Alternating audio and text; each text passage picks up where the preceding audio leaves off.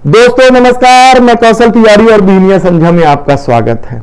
हमने बार बार इस बात को दोहराया है कि यदि देश के सर्वोच्च पदों पर या देश के प्रमुख पदों पर बैठने वाला व्यक्ति ही धार्मिक उन्माद फैलाए, बार बार झूठ बोले और अपने राजनीति साधने के लिए धार्मिक उन्माद बढ़ाकर सांप्रदायिकता को हवा फैलाए, झूठ और अफवाह के सहारे नफरत के बीज बोए, तो फिर क्या कुछ होगा। और यह सब कर्नाटक चुनाव में दिखाई देने लगा है कि किस तरीके से देश के प्रधानमंत्री नरेंद्र मोदी ने जब कांग्रेस के मैनिफेस्टो में बजरंग दल पर प्रतिबंध की बात कही, तो देश के प्रधानमंत्री नरेंद्र मोदी ने झूठ कह दिया कि कांग्रेस बजरंग बली को ताले में लगाना चाहती है।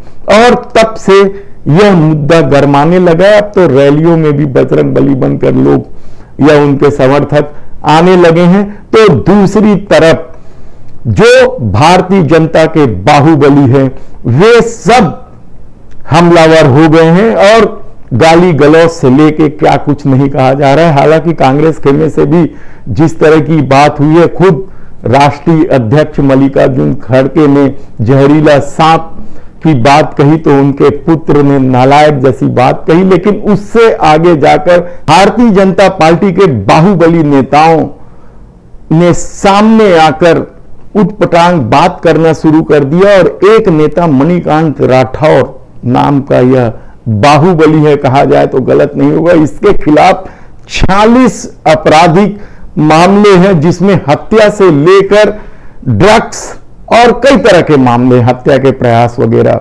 सब 46 मामले हैं। इसे चितपुर से भारतीय जनता पार्टी ने टिकट दी है और इनका भी एक वीडियो वायरल हो रहा है, जिसमें कहा गया है कि मल्लिकार्जुन खड़गे और उनके पूरे परिवार को हत्या कर देंगे, सफाया कर देंगे।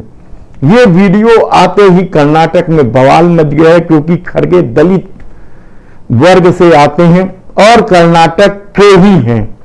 उनका अपना प्रभाव है, लगातार चुनाव जीतते रहे हैं और आज अपने प्रतिभा के बल पर वे कांग्रेस के राष्ट्रीय अध्यक्ष जैसे पद पर पहुंचे हैं। उस व्यक्ति को और उसके पूरे परिवार को सफाई की बात को लेकर बवाल मचा हुआ है। यही नहीं, खड़गे के खिलाफ पहली बार इस तरह की बात नहीं कही गई है। इससे पहले तो दिलावर नाम के भारतीय जनता पार्टी के जो महासचिव भी हैं और विधायक भी रहे हैं, उन्होंने तो यहां तक कह दिया था कि खड़गे 80 साल के हैं और उनकी मृत्यु कभी भी हो सकती है।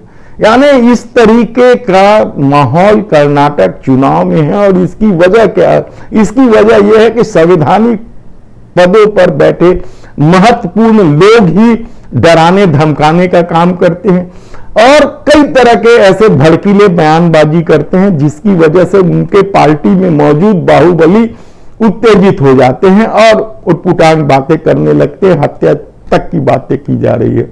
और ऐसा नहीं है कि यह सब सिर्फ कर्नाटक में हो रहा है। आप दिल्ली में जो महिला पहलवान धरने पर बैठे हैं, उनके खिलाफ भी किस तरीके से बाहुबली बृजभूषण शरण सिंह विश्वमन कर रहे हैं, वह भी किसी से छिपा नहीं है। बृजभूषण सिंह भी बाहुबली है, उनके खिलाफ भी 3 दर्जन से अधिक मामले चल रहे हैं।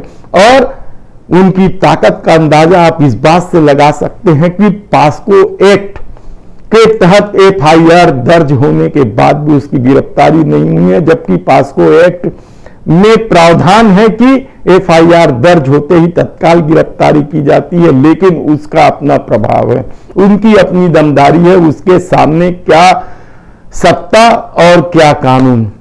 तब सवाल यह है कि कर्नाटक में क्या कुछ हो रहा है, इसे लेकर छत्तीसगढ़ में भी राजनीति उबाल पर है। छत्तीसगढ़ में खनिज निगम के अध्यक्ष गिरीश देवांगन ने कहा कि भारतीय जनता पार्टी की मानसिकता झलक रही है, क्योंकि खड़गे पिछड़े वर्ग से आते हैं, इसलिए भारतीय जनता पार्टी इस तरह की बात कर रही है।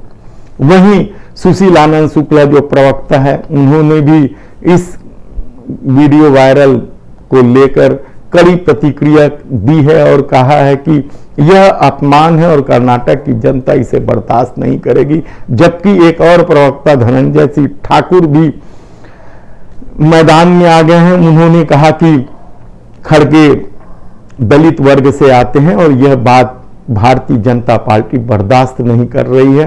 तो रवि घोष जो महासचिव हैं कांग्रेस के, उन्होंने भी तीखी प्रतिक्रिया व्यक्त करते हुए कार्रवाई की मांग की है। यानी कर्नाटक में राजनीति गरमाने लगी है। 2 दिन बाद भी वहां मतदान होने हैं और 13 मई को फैसला आना है। देखना है कि इस तरह के जो गाली गलौज और धर्म को लेकर जो माहौल है, उसके बाद परिणाम क्या आते हैं।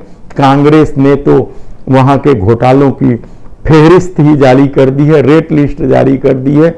मुख्यमंत्री से लेकर हर एक विभाग में नियुक्ति पर कितने पैसे लग रहे हैं, इसकी सूची बेहद ही चर्चा में, खासकर ग्रामीण क्षेत्रों में। देखना है कि 13 मई को क्या कुछ होता है।